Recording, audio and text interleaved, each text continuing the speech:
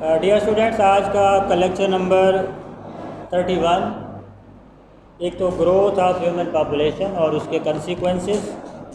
دیکھیں، انسان کی آبادی لگاتار انسانوں کی بڑھ رہی ہے، جس سے بہت سارے مسائل کھڑے ہو رہے ہیں۔ اس میں سب سے بڑا پرابلم اگر آپ دیکھیں تو صحت کا پرابلم ہے، ہیلتھ پرابلم۔ جب آبادی بہت زیادہ ہوتی ہے، ہاسپٹل آپ کے کم ہوں گے تو آپ کو ہیلتھ فیسلٹی نہیں ملے گی۔ اس کے بعد دوسرا بڑا پرابلم جو ہے وہ ہے صاف پانی کا۔ اگر زیادہ آبادی ہوگی تو صاف پانی مہیا نہیں ہوگا، صاف پانی مہیا نہیں ہوگا تو اس سے بہت سارے مسائل یا بیماریاں کھڑی ہو جاتی ہیں۔ اس کے علاوہ اوور پاپولیشن کا نقصان یہ ہے کہ آپ کو بڑی تعداد میں اسکول بنانے پڑیں گے۔ اسکول نہیں بنائیں گے تو پھر بچوں کو تعلیم نہیں ملے گی، یہ ایک اور ایشو ہے۔ اس کے علاوہ اگر زیادہ آبادی ہے، کسی گھر میں بہت سارے بچے اکٹھے رہتے ہیں تو ایک بچہ اگر بیمار ہوتا ہے تو پھر وہ بیماری ٹرانسفر ہو کے باقی بچوں کو بھی لگ جاتی ہے۔ جس طرح کہ آج کل کرونا کی ڈیزیز آئی ہوئی ہے، اگر زیادہ آبادی ہوگی تو اس آبادی میں بیماری کا تناسب بھی اس حساب سے زیادہ ہوتا ہے۔ اس کے کنسیکوینسز ہیں، پاکستان کی آبادی بڑی تیزی سے بڑھ رہی ہے، 22-23 کروڑ کے قریب پاکستان کی آبادی ہے اور بڑی ریپڈ گروتھ ہے پاکستان کے اندر۔ اس لیے پاکستان میں غربت کی شرح بھی بہت تیزی سے بڑھتی جا رہی ہے، بیکاز الٹرنیٹیو کوئی ہے نہیں۔ یہاں پہ آبادی بڑھ رہی ہے، فصلیں کاشت نہیں ہوتی، جنگلات کاٹے جا رہے ہیں۔ جب یہ سارے پرابلم ہوں گے تو پولوشن کا بھی مسئلہ ہوگا، پولوشن جو کہ آپ کی صحت کے لیے خطرناک ہے، ڈینجرس ہے۔ تو یہ ساری چیزیں بڑھتی ہوئی آبادی کی وجہ سے ہیں۔ اگر آبادی کو چیک کر لیا جائے تو یہ سارے مسائل حل ہو سکتے ہیں۔ پلان کر لیا جائے، پلاننگ کر کے کالونیز وغیرہ بنائیں، پلان کر کے سارا کچھ کریں تو اس کو کم سے کم کیا جا سکتا ہے۔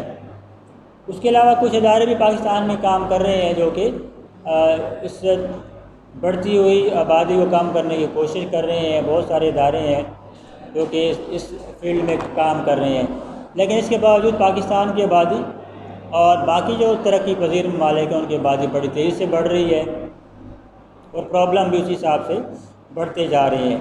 اگر ان سارے مسائل کو حل کرنا ہے تو اس کا ایک ہی سلوشن ہے کہ اس کو چیک کیا جائے، آبادی کو روکا جائے، آبادی کو کم کیا جائے، یا جتنی زیادہ شرح پیدائش ہے اس کو بھی کم کیا جائے۔ The only solution is that. اس کے علاوہ آج کے دور کی سب سے جو نیکسٹ آپ کا ٹاپک ہے ایڈز ہے۔ سب سے خطرناک بیماری ایڈز، جو کہ ایک وائرس سے پھیلتی ہے۔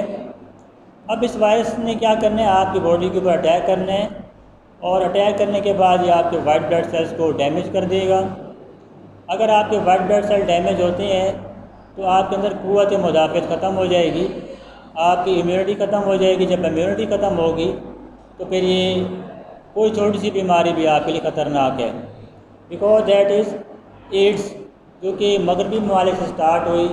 پاکستان کے اندر بھی 60-70 ہزار کے قریب اس ٹائم پیشنٹ موجود ہیں۔ اب یہ ٹرانسفر کیسے ہوتی ہے؟ ٹرانسفر ہوتی ہے بائی سیکشول ایکٹ۔ نمبر 2، اگر کسی انسان کو ایڈز ہے اور اس کی سرنج استعمال کی گئی کسی اور کو لگا دی جاتی ہے، that is also the another reason. اس کے بعد اگر کسی ایسے مریض سے خون لیا جاتا ہے جس کو ایڈز ہے تو اس کو بھی ایڈز ہو جائے گی۔ اگر اسی ایک ہی بلیڈ سے شیو کی جاتی ہے تو اس سے بھی یہ ٹرانسفر ہوتی ہے۔ These are the different methods. جب ایڈز ہو جائے تو پھر اس کا کوئی علاج نہیں ہے، اس کا آلٹرنیٹ یہی ہے کہ اس کے سمٹمز کو کم سے کم کیا جا سکتا ہے، but there is know treatment. کوئی ٹریٹمنٹ نہیں ہے۔ جب ٹریٹمنٹ نہیں ہے تو پھر بہت خطرناک ڈیزیز ہے یہ، اور علاج نہ ہونے سے that is viral disease, virus کی وجہ سے پھیلتی ہے۔ اگر ایک انسان کو ہے تو دوسروں کو بھی ہو سکتی ہے، مدر کو ہے تو بچوں کو ہو سکتی ہے، ویری ڈینجرس۔ اس کے بعد پاکستان میں کچھ ایسے ادارے ہیں جو کہ کام کر رہے ہیں، کچھ این جی اوز کام کر رہی ہیں پاکستان کے اندر، جو کہ ایڈز سے بچانے کے لیے لوگوں کی ہیلپ کرتے ہیں۔ ان کا مین کام یہ ہے، پاکستان میں 1987 کے اندر این ایس سی پہ نے ادارہ قائم کیا جو کہ سیکشلی ٹرانسمیٹڈ ڈیزیزز کو کم کرنے کے لیے کوشش کر رہی ہیں۔ اب 2005 میں بھی اس ادارے نے کافی کام کیا، اور اس کا جو مین آبجیکٹیو ہے کہ لوگوں کا ایٹیچیوڈ چینج کرنا فار سیکشول ایکٹیویٹیز، اور create demand for HIV ads اور improve ایٹیچیوڈ and behaviour among the health care workers. لوگوں کا ایٹیچیوڈ کو بہتر کرنا، کیونکہ جس کو ایڈز ہوتی ہے اس کو لوگ اس کو ٹریٹمنٹ نہیں کرنا چاہتے. ایون کہ میڈیکل جو ڈاکٹر ہیں وہ بھی اس کے پاس جانے سے گریز کرتے ہیں. تو جب آپ کا عملہ اس کا علاج نہیں کرے گا تو مریض صحیح نہیں ہو پائے گا. پاکستان کے اندر بہت ساری NGOs کام کر رہی ہیں جو کہ ٹی وی کے اوپر ایڈ دیتی ہیں، ریڈیو وغیرہ کے اوپر ایڈ چلاتی ہیں، اور مختلف ادارے اس سلسلے میں کام کر رہے ہیں تاکہ ایڈز کو کنٹرول کیا جا سکے. اس کے باوجود پاکستان کی تقریباً 5% کے قریب آبادی کے اندر اس وقت HIV وائرس موجود ہے. تو اس کو کنٹرول کرنا ضروری ہے، بیکاز دیٹ از ایپیڈیمک. تو اس کے اندر سب سے پہلا ٹاپک جو آپ کا تھا، growth in human population and consequences, یعنی جو گروتھ کے بڑے بڑے کنسیکوینسز میں نے آپ کو بتا دیے، اس کو آپ نے خود ریڈ کرنا ہے. اس کے بعد ایڈس کے بارے میں تھوڑا سا آپ کو ریڈ کر کے بتا دیتے ہیں. Sexually transmitted disease are defined as a diseases that are transmitted through sexual act, یعنی ایسی بیماریاں جو سیکشول ایکٹ سے سٹارٹ ہوتی ہیں.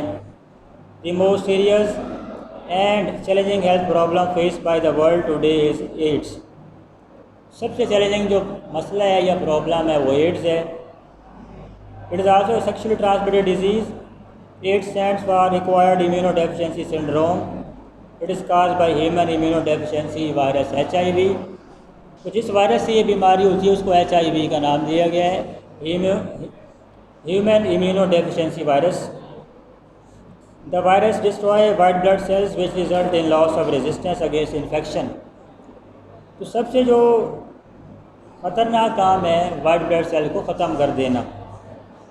Fatal disease, it spread through transfer of body fluids such as blood and semen. Thus the main cause are unprotected sexual activities, use of infected needles or transfusion of infected blood. تو blood کے transfusion سے بھی ads ہو سکتی ہے. اس کے علاوہ جو پاکستان کے اندر ادارے کام کر رہے ہیں، رول ان کا ہے، نان گورنمنٹل آرگنائزیشن ہے، NGOs ہیں. Pakistan federal ministry of health establish NACP ان 1987. تو 1987 سے سب سے پہلا ادارہ قائم کیا گیا جو کہ ایڈس کو کنٹرول کر رہے ہیں. دا مین objective of this programme is to help the public for the prevention of HIV transmission, safe blood transfusion and reduction of STDs. HIV کو کنٹرول کرنا، بلڈ ٹرانسفیوژن کو دیکھنا اور STDs کے اوپر نظر رکھنا. The frequency of HIV infection in Pakistan is still low, but the country is at the risk of epidemic due to various risk factors: is exposure to infected blood or blood products, homosex, injecting drugs users. For improved prevention by the general public, the NACP started serious services through TV and radio channels and print media. تو T V کے ذریعے، print media کے ذریعے advertise کیا جاتا ہے ads کے بارے میں، اس کو پریونٹ کرنے کے بارے میں. The objective of this activity were to change public attitude for safe sexual activities, create demand for information on HIV and AIDS, improve attitude and behaviour Umang health care workers. Pakistan میں 54 کے قریب NGOs کام کر رہی ہیں جو کہ HIV ads کے بارے میں انفارم کرتی ہیں، اس کو کنٹرول کرنے کی کوشش کرتی ہیں. They are the naan governmental organization ان پاکستان. اس کے بعد آپ کے ایکسرسائز کے MCQs ہیں پیج نمبر 91 پہ. پہلا جو آپ کا MCQs ہے، growing an entire new plant from part of the original plant is called. Answer ہے اس کا ویجیٹیٹیو propagation. B answer. Rhizopus reproduce asexually by spore formation. C answer. A corm develops into new garlic plant. This is the process of vegetative propagation. A answer. Which is not an advantage of grafting. A answer. The graft is identical to the parent plant. 5. Pollination is the transfer of pollen grain from anther to stigma. A answer. Double fertilization in plants means fusion of one sperm with egg cell and other sperm with fusion nucleus B. After fertilization in plants, the fruit develops from ovary wall. B answer. Which part of the female reproductive system receive egg cell from the ovary? A answer, fallopian tube. 9. Inside testes, the sperms are produced in seminiferous tubules. C answer. Which of these cells have haploid number of chromosome? C answer, secondary spermatocyte. تو یہ 2 page آپ کو پڑھائے ہیں، page number 89 90 اور اس کے بعد exercise ہے، یہ آپ نے اچھی طرح ان کو یاد کرنا ہے. اس کے بعد آر پی بھی کرنی ہے آپ نے. اس کے اندر کوئی سائڈ انفارمیشن ہے، ٹائم دیکھو ٹائم، سائڈ انفارمیشن بھی امپورٹنٹ ہے آپ کی.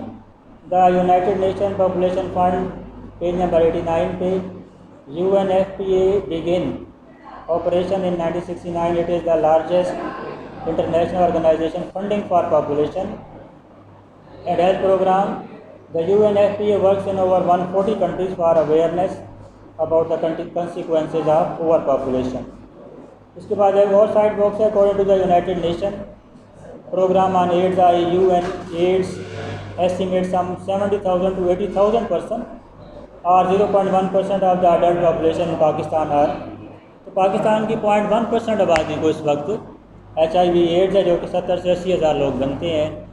تو پیج نمبر 89 اس کے اوپر کنسیکوینسز ہیں اوور پاپولیشن کے، ایڈز ہے.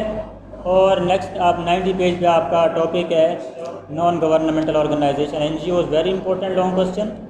ایڈز NGOs اور یہ آپ کا یہ سارے کے سارے امپورٹنٹ لانگ کوسچن ہیں.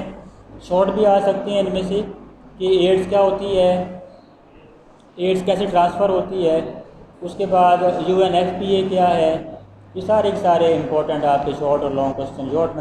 شارٹ بنتے ہیں، لانگ آپ کا ایڈز آئے تو پورا لانگ آ سکتا ہے، NGOs والا بھی آپ کا لانگ کوسچن آ سکتا ہے. تو یہ دونوں پیج 89 اور 80 آپ نے لرن بھی کرنے ہیں اور ان کو RP بھی کرنی ہے. پیج نمبر 89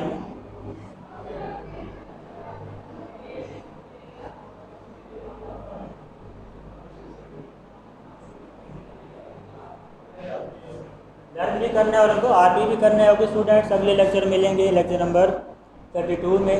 تب تک اللہ حافظ.